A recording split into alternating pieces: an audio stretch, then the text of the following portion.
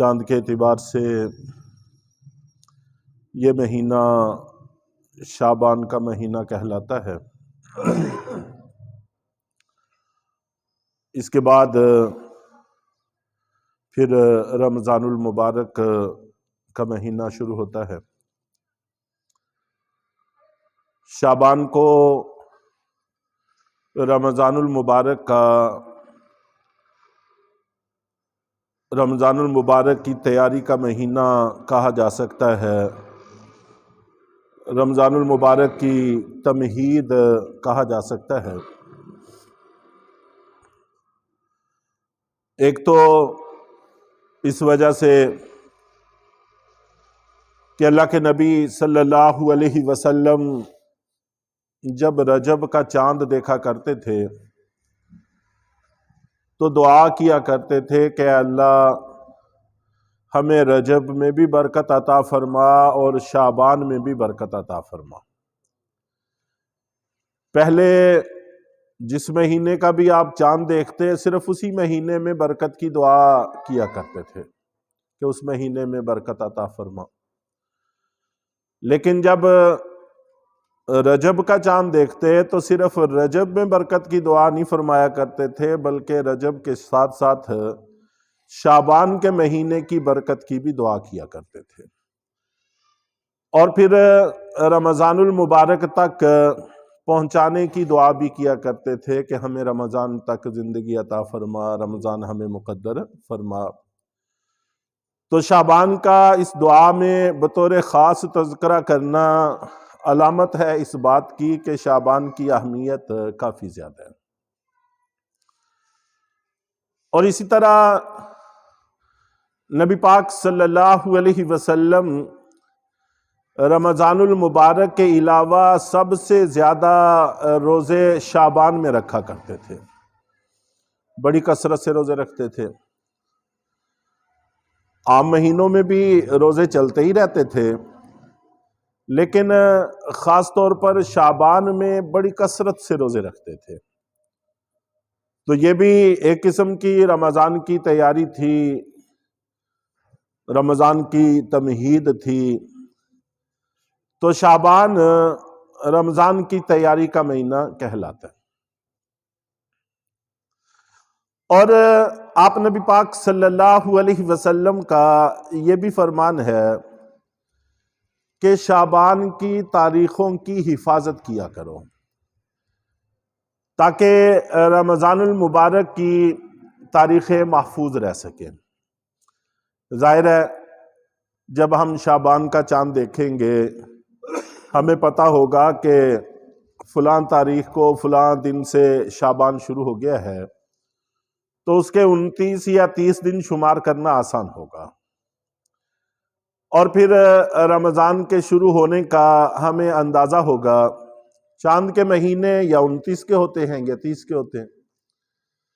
29 کے بعد اگر چاند نظر آ گیا تو اگلا مہینہ شروع ہو گیا، اگر نہیں نظر آیا تو اس کا مطلب ہے کہ اگلا مہینہ شروع نہیں ہوا۔ تو شعبان کی تاریخوں کی حفاظت کا ہمیں حکم ہے۔ ویسے تو چاند کی تاریخوں کی حفاظت کا عمومی طور پر بھی حکم ہے کہ یہ تاریخیں محفوظ رہنی چاہیے، اس لیے کہ ان تاریخوں کے ساتھ ہمارے بہت سارے احکام متعلق ہیں، وابستہ ہیں۔ یکم رمضان سے رمضان کے روزے شروع ہوتے ہیں، فرض ہوتے ہیں۔ یکم شوال کو ہمارا عید کا دن ہے، اور ذی الحجہ کی 10 تاریخ کو ہماری قربانی کا دن ہے، اور اسی طرح حج کے دن ہیں۔ انہی تاریخوں سے وابستہ ہے، تاریخوں سے جڑے ہوئے۔ تو تاریخیں اگر خدا نہ خواستہ ضائع ہو جائیں تو پھر ان عبادات کو محفوظ رکھنا مشکل ہوگا۔ عبادات کو محفوظ رکھنے کے لیے ان دنوں کو یاد رکھنا ضروری ہے، لیکن پھر بھی مزید تاکید کے طور پر شعبان کی تاریخوں کی حفاظت کا ہمیں حکم دیا ہے۔ اور پھر شعبان کے مہینے میں 15ویں شب کی ایک اپنی اہمیت ہے۔ احادیث کے اندر شعبان کی 15ویں تاریخ کو شعبان کی نصف تاریخ سے تعبیر کیا گیا ہے۔ کہ شعبان کی درمیانی تاریخ، تو یہ 15ویں شب بنتی ہے جو 14 اور 16 کے بیچ کی ہے۔ اس کی فضیلت تقریباً 17 صحابہ کرام سے ثابت ہے، جس میں حضرت ابوبکر صدیق رضی اللہ تعالیٰ عنہ کا نام بھی شامل ہے، حضرت عائشہ صدیقہ رضی اللہ تعالیٰ عنہا کا نام بھی شامل ہے، اور عام طور پر ہمارے ہاں اس کو شب برات کہا جاتا ہے۔ اور یہ نام پورا اگرچہ حدیث میں نہیں ہے لیکن حدیث کے مفہوم سے اخذ کیا گیا۔ عربی میں اس کو اللیلۃ البراۃ کہتے ہیں، لیلۃ البراۃ، برات کی رات، اور فارسی میں شب برات کہہ دیتے ہیں، اور چونکہ اردو میں فارسی بہت زیادہ استعمال ہوئی ہے اس لیے یہی لفظ پھر اردو میں بھی استعمال ہوتا ہے، شب برات۔ برات کا معنی بری ہونا، نجات ملنا، چونکہ اس رات میں بہت سارے لوگوں کو جہنم سے رہائی ملتی ہے، اس حوالے سے کافی اہمیت حاصل ہے۔ یہ نام اگرچہ احادیث میں تو کسی میں نہیں ہے لیکن حدیث کے مفہوم ہی سے اس کو اخذ کیا گیا ہے۔ اور یہ ساری احادیث جو تقریباً 17 صحابہ کرام سے منقول ہیں، ان میں سے کچھ احادیث ایسی بھی ہیں جو سند کے اعتبار سے ذرا کمزور ہیں، لیکن جب یہ سند کے اعتبار سے کمزور احادیث 10 کی تعداد کو پہنچ جاتی ہیں تو یہ حدیث کا ایک مستقل اصول ہے، ضابطہ ہے کہ وہ حسن کے درجے کو پہنچ جاتی ہے۔ حسن کا معنی ہوتا ہے کہ وہ حجت بن جاتی ہے، اس کا اعتبار کیا جاتا ہے، چنانچہ فضائل میں اس کو معتبر مانا جاتا ہے۔ اور اس رات کی فضیلت کے اعتبار سے چونکہ 17 صحابہ کرام سے روایات منقول ہیں، اس لیے یہ روایات اس رات کی فضیلت کے اعتبار سے معتبر ہیں، ان کا اعتبار کرنا چاہیے۔ حضرت عائشہ صدیقہ رضی اللہ تعالی عنہا نقل کرتی ہیں کہ ایک دفعہ رات کو میری آنکھ کھلی تو میں نے دیکھا کہ اللہ کے نبی صلی اللہ علیہ وسلم بستر پر موجود نہیں ہے۔ چنانچہ میں اٹھی، میں نے آپ کو تلاش کرنا شروع کیا تو آپ مجھے گھر میں نہ ملے، تو باہر نکلی تو جنت البقیع میں آپ نبی پاک صلی اللہ علیہ وسلم موجود تھے۔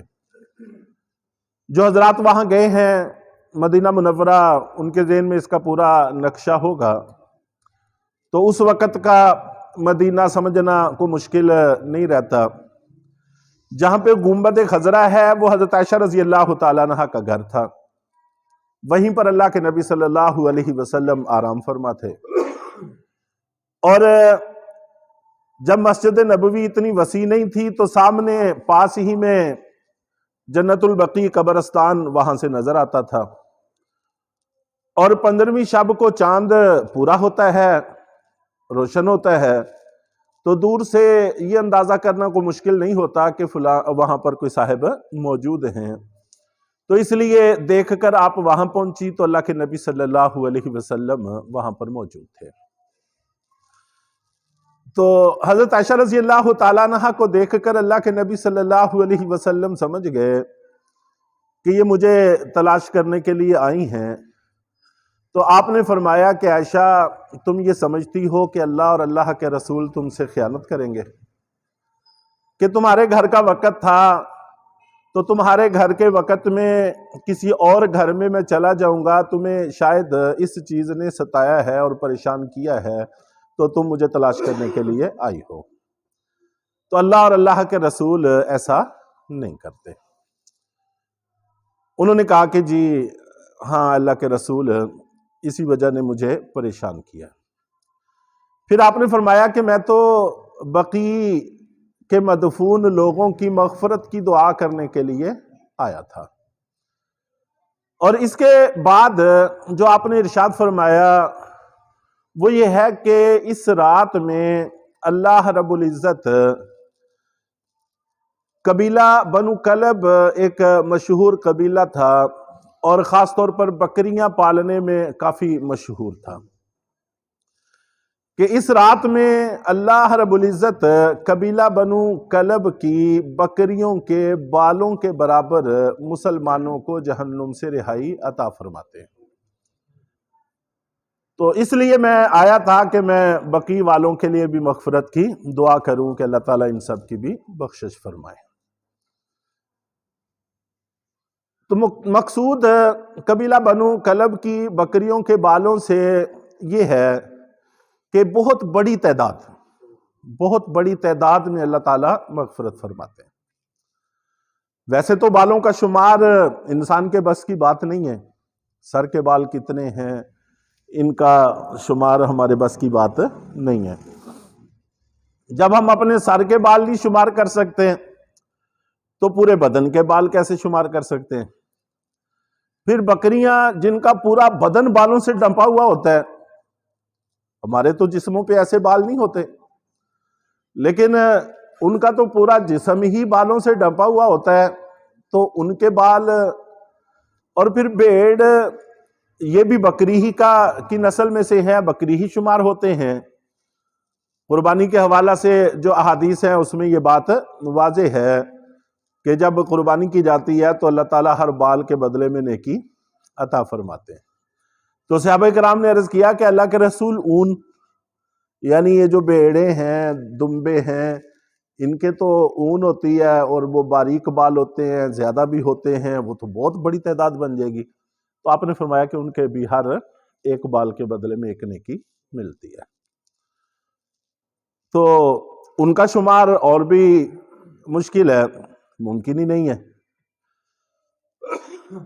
ایک بزرگ بیان فرما رہے تھے کہ ان کے متعلقین میں سے ایک صاحب کے سر پہ بال نہیں تھے۔ اندازہ کرنے کے لیے صرف یہ واقعہ کافی اہمیت رکھتا ہے، سر پہ بال نہیں تھے۔ تو ایک دفعہ ملنے کے لیے آئے تو سر پہ ایک جگہ پر ایک چھوٹی سی لٹ کہہ لیں، لٹ سی بالوں کی اگی ہوئی تھی۔ تو ان سے میں نے پوچھا کہ یہ تمہارے سر پہ تو بال نہیں تھے، تو یہ بال؟ انہوں نے کہا جی یہ میں نے لگوائے ہیں۔ تو انہوں نے کہا کہ آپ نے جب یہ لگوائے ہیں، ایک ہی جگہ پہ تھوڑے سے لگوا لیے ہیں، تو آپ پورے سر پہ لگوا لیتے۔ آپ جانتے ہیں کہ جن کے سر پہ بال نہیں ہوتے وہ شروع میں ایک جگہ پہ لگوا لیتے ہیں، پھر ان کو کنگھی سے پھیلا کے سامنے والے حصے پہ کر لیتے ہیں، تو جس سے سر تھوڑا سا ڈھنپ جاتا ہے۔ تو اس نے بھی اسی ترتیب سے لگائے تھے، تو پورے سر پہ لگوا لیتے۔ وہ کہنے لگے کہ یہ جو آپ کو بال اتنے سے نظر آ رہے ہیں، یہ 10,000 ہیں، اور ایک بال $1 کا لگا ہے، ایک بال $1 کا لگا ہے۔ اب چونکہ ڈالر تو گن کر دینے تھے، اس لیے انہوں نے بال بھی گن کر لگائے، تو وہ اتنی سی ایک لٹ بنی 10,000 بالوں کی۔ تو اس سے اندازہ لگائیں کہ پورے سر کے بال کتنے ہوں گے۔ اور اللہ رب العزت نے ہمیں عطا فرمائے ہیں، بغیر مانگے عطا فرمائے ہیں، اپنی مرضی سے عطا فرمائے ہیں، اور کتنے جڑتے ہیں کتنے اگتے ہیں اس کا اندازہ بھی ہم نہیں کر سکتے۔ سروں کے بال جڑتے بھی رہتے ہیں، اگتے بھی رہتے ہیں، ایسا نہیں ہے کہ صرف جڑتے ہیں اگتے نہیں ہیں، نہیں، اگتے بھی رہتے ہیں۔ تو وہ اگر ایک ایک بال پر $1 دینا پڑے تو ہوش ٹھکانے آ جائیں اور گنتی بھی سمجھ میں آ جائے کہ بالوں کی گنتی کتنی ہے۔ تو بہرحال 10,000 بالوں کی ایک چھوٹی سی لٹ بنتی ہے، پھر پورے سر کے بال، پھر بکری کے بال، پھر اگر وہ بھیڑ وغیرہ ہے تو اس کے بال، وہ کتنے ہوں گے یہ شمار ہمارے بس کی بات نہیں ہے۔ تو یہاں پر مقصود اللہ کے نبی صلی اللہ علیہ وسلم کا یہ ہے کہ بڑی کثرت سے اللہ تعالیٰ مغفرت فرماتے ہیں، بغیر گنتی کے مغفرت فرماتے ہیں۔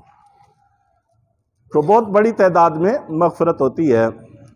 تو اسی مغفرت کی حدیث سے علماء نے پھر لیلۃ البرات یا شب برات کا لفظ اخذ کیا ہے، وگرنہ یہ نام بھی عینی ہی احادیث میں موجود نہیں ہے. جیسے لیلۃ القدر قرآن پاک میں بھی نام موجود ہے، احادیث میں بھی نام موجود ہے رمضان کی رات کا. شب برات کا ایسے حدیث میں کہیں نام موجود نہیں ہے. اس کو نصف شعبان کی رات سے ہی تعبیر کیا گیا. تو اس رات میں اللہ رب العزت بہت بڑی تعداد میں مغفرت فرماتے ہیں. اس کے بعد والی بات اور بھی زیادہ ہمارے لیے اہمیت کی حامل ہے.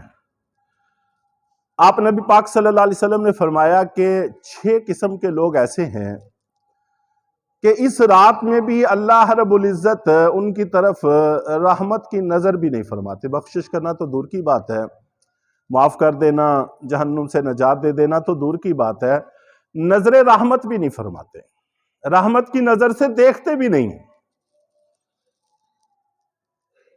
وہ 6 قسم کے لوگ کون کون سے ہیں؟ ہمیں اس بات کو ذرا ذہن میں رکھنا چاہیے. اگر ہمارے اندر وہ 6 باتیں نہیں ہیں تو اللہ کا شکر ادا کرنا چاہیے، اور اگر خدا نہ خواستہ ان باتوں میں سے کوئی چیز ہے تو توبہ کرنی چاہیے، اور اس رات کے آنے سے پہلے پہلے اپنے اندر سے وہ چیز ختم کرنی چاہیے. نمبر 1، شرک. جو بندہ شرک کرتا ہے تو اللہ تعالیٰ قیامت والے دن اس کی طرف نظر رحمت نہیں فرمائیں گے. شکر ہے اللہ کا، ہم مسلمانوں کو اللہ تعالیٰ نے شرک سے، کفر سے محفوظ رکھا ہوا ہے. یہ سب سے بڑا جرم ہے، اکبر الکبائر، کہ اللہ تعالیٰ سب معاف کر دیں گے لیکن شرک معاف نہیں کریں گے. تو اس مالک کا بڑا احسان ہے کہ اس نے ہمیں شرک سے محفوظ کر لیا ہے، مسلمانوں کے گھروں میں پیدا کیا، شرک سے ہمیں محفوظ کر دیا، ایمان کی دولت سے مالا مال فرما دیا. تو سب سے پہلی قسم کے لوگ وہ ہیں جن کے اندر شرک پایا جاتا ہے، مشرک ہیں، ان کی طرف اللہ تعالیٰ نظر رحمت نہیں فرمائیں گے. نمبر 2، جن کے دلوں کے اندر کینہ ہے، کسی کی عداوت، کسی کا بغض، کسی کی دشمنی، کوئی بھی لفظ بول سکتے ہیں. اگر خدا نہ خواستہ کسی مسلمان کا کینہ، اس کا بغض، اس کی عداوت دل میں موجود ہے تو اللہ تعالیٰ قیامت والے دن مغفرت اس رات میں، شب برات میں بھی مغفرت نہیں فرمائیں گے. مغفرت فرمانا تو دور کی بات ہے، نظر رحمت بھی نہیں فرمائیں گے. اس لیے اپنے دلوں کو اس برائی سے پاک کر لینا چاہیے. کسی سے معاملات رکھنا اور بات ہے، معاملات کا معنی لین دین، کاروبار، شراکت، رشتہ داریاں، یہ اور بات ہے. اور کسی سے تعلقات، یہ اور بات ہے. معاملات اور بات ہیں، تعلقات اور بات ہیں. سلام دعا تعلقات کو کہہ لیں، سلام دعا کہہ لیں. اور اس کے کینہ اور عداوت یہ علیحدہ چیز ہے. اگر آپ سمجھتے ہیں کہ میری اس سے طبیعت نہیں ملتی، میرا اور اس کے مزاج کا فرق ہے، ہم اکٹھے نہیں چل سکتے، تو کوئی حرج کی بات نہیں ہے، نہ چلے، کوئی مجبوری نہیں ہے. ان سے لین دین نہ کریں، ان سے رشتہ داریاں نہ کریں، ان سے معاملات نہ کریں، ان سے، لیکن سلام دعا بھی نہ ہو اور الٹا دل میں عداوت ہو، اس کی اجازت نہیں. تعلقات نہ رکھیں لیکن سلام دعا رہنی چاہیے اور دل صاف رہنے چاہیے.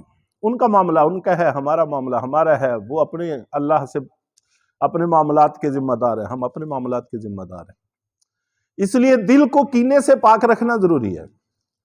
یہ میں نے اس لیے خاص طور پر ذکر کیا کہ ہم بسا اوقات کہہ دیتے ہیں کہ اس کے اندر ایسی ایسی برائیاں پائی جاتی ہیں، اب ہم کیا کریں.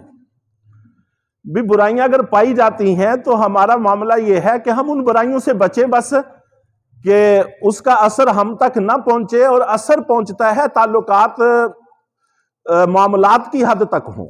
تو پھر اگر معاملات ان کے ساتھ نہیں ہے، لین دین نہیں ہے، شراکت نہیں ہے، رشتہ داریاں نہیں ہیں، تو پھر کوئی نقصان نہیں ہے. تو اس لیے دلوں کا پاک ہونا سب مسلمانوں کے کینے سے یہ بڑا ضروری ہے. اور تیسری بات نبی پاک صلی اللہ علیہ وسلم نے ارشاد فرمائی کہ رشتہ داروں سے قطع تعلقی، اگر خدا نہ خواستہ رشتہ داریوں میں قطع تعلقی ہے تو ایسے لوگ بھی اس رات میں مغفرت سے، بخشش سے محروم رہیں گے۔ تو اس لیے قطع تعلقی نہیں ہونی چاہیے۔ اور یہاں پر بھی وہی بات ہے، پہلے کو عام مسلمانوں کے ساتھ جوڑ لیں اور رشتہ داریوں میں اپنے رشتہ داروں کے ساتھ جوڑ لیں کہ قطع تعلقی نہیں ہونی چاہیے، لیکن قطع تعلقی اور قطع معاملات دونوں میں فرق ہے۔ معاملات نہ کریں، لین دین نہ کریں، لیکن سلام دعا بھی نہ رہے، یہ اس کی اجازت نہیں، اس کی گنجائش نہیں کہ اتنی عداوت ہو گئی ہے کہ آمنا سامنا ہونے کے باوجود ایک دوسرے کو سلام نہیں کرتے، خندہ پیشانی سے ملتے نہیں ہیں۔ اس میں کیا جاتا ہے؟ ہم اتنے کے ہی مکلف ہیں جتنا ہمارے بس میں ہے، اور سلام دعا رکھنا یہ ہمارے بس میں ہے۔ اس لیے قطع تعلقی کا معنی یہ ہے کہ ہم کسی سے سلام دعا بھی نہ رکھیں، رشتہ داروں کے ساتھ اس حد تک دور ہو جائیں کہ ملاقات کے باوجود ہم ایک دوسرے سے نہ ملیں، اس کی اجازت نہیں ہے۔ اور نمبر 4 کہ شلوار کو یا تہبند کو یا قمیض کرتے کو یا جبہ جو بھی ہم اوپر سے پہنتے ہیں، تو ایسی کوئی بھی چیز جو اوپر سے نیچے کو پہنی جاتی ہے، چاہے وہ تہبند ہے، چاہے وہ شلوار ہے، چاہے وہ قمیض ہے، چاہے وہ کرتا ہے، چاہے وہ عربیوں کا لباس ہے، چاہے وہ جبہ ہے جو اوپر سے پہنے جاتے ہیں، کوٹ ہیں، تو کوئی بھی چیز ٹخنوں سے نیچے ہو، اگر ٹخنوں سے نیچے رکھتے ہیں تو ایسے لوگوں کی طرف بھی اللہ تعالیٰ نظر رحمت نہیں فرمائیں گے۔ تو شب برات میں بہت بڑی مغفرت ہونے کے باوجود یہ لوگ مغفرت سے محروم رہیں گے۔ اس لیے اگر یہ چیز ہمارے اندر نہیں ہے تو اللہ کا شکر ادا کرنا چاہیے، اگر کوئی کوتاہی ہو رہی ہے تو اس کوتاہی کو دور کرنا چاہیے، اپنے ٹخنوں کو ننگے رکھنے کی کوشش کرنی چاہیے۔ حالات بالکل بدلتے جا رہے ہیں، جن کو ڈانپنے کا اللہ نے حکم دیا ہے وہ ننگے کر کے پھر رہے ہیں، اور جن کو ننگے کرنے کا حکم دیا ہے وہ ڈانپ کے پھر رہے ہیں، بالکل بدل گئے ہیں۔ تو اس لیے اس کا تعلق کوئی خوبصورتی کے ساتھ نہیں ہے، صرف اپنی معاشرت کو غیر اسلامی کر لیا، اسی چیز کے ساتھ اس کا تعلق ہے۔ اور میں مختلف موقعوں پر کئی مثالوں سے یہ بات واضح کر چکا ہوں کہ جو چیز ہمارے مشاہدے میں رہتی ہے، ہمارے عمل میں رہتی ہے، اس سے ہمیں کراہت نہیں ہوتی۔ اسی سے ملتی جلتی بات جس میں کوئی فرق نہیں ہے بظاہر اگر غور فکر کریں تو اس میں، لیکن چونکہ وہ ہمارے ماحول میں نہیں ہے اس لیے ہمیں اس سے کراہت ہوتی ہے۔ مثال چمچ ہے، ہم چمچ سے کھاتے ہیں، چمچ منہ میں جاتا ہے، منہ سے باہر آتا ہے، چونکہ یہ بچپن سے لاشعوری کی عمر سے ہم دیکھتے آ رہے ہیں اس لیے ہمیں اس سے کوئی کراہت نہیں ہے۔ اگر کوئی آدمی کیلا چھیلے اور کیلا چھیل کے اس کو چوسنا شروع کر دے تو ہر بندہ کراہت محسوس کرے گا، کہ حالانکہ چمچ کے منہ میں آنے جانے میں اور کیلے کے منہ میں آنے جانے میں کیا فرق ہے؟ کوئی بھی فرق نہیں۔ آم چوستے ہیں، وہ ہمارے ماحول میں اس کی گٹھلی چوسنا ایسے ہوتا ہے اس لیے کراہت نہیں لگتی، کیلے میں کراہت لگتی۔ تو بہرحال ہمارے معاشرت کا اس میں بڑا تعلق ہے، ماحول کا اس چیز میں بڑا تعلق ہے۔ ہم اگر اپنی اسلامی معاشرت کو رواج دیں گے تو پھر یہ ہمیں اچھی لگنے لگے گی، چونکہ یہ ہمارے ماحول میں چل نہیں رہی اس لیے اس میں ہمیں آر محسوس ہوتی ہے، اور جس چیز کو ہم نے ماحول بنایا ہوا ہے وہ ہمیں بھلی محسوس ہوتی ہے، چاہے وہ جتنی بھی بری ہو۔ اور نبی پاک صلی اللہ علیہ وسلم نے فرمایا کہ والدین کے نافرمان، اور اسی طرح شراب پینا، نشہ کرنا، یہ وہ لوگ ہیں کہ اللہ تعالیٰ ان کو اس رات میں بھی معاف نہیں کریں گے۔ یہ 6 چیزیں میں نے ذکر کی ہیں، اگر خدا نہ خواستہ ان میں سے کوئی چیز پائی جاتی ہے تو توبہ کرنی چاہیے، نہیں پائی جاتی تو اللہ کا شکر ادا کرنا چاہیے۔ اللہ تعالیٰ ہم سب کو عمل کی توفیق عطا فرمائے۔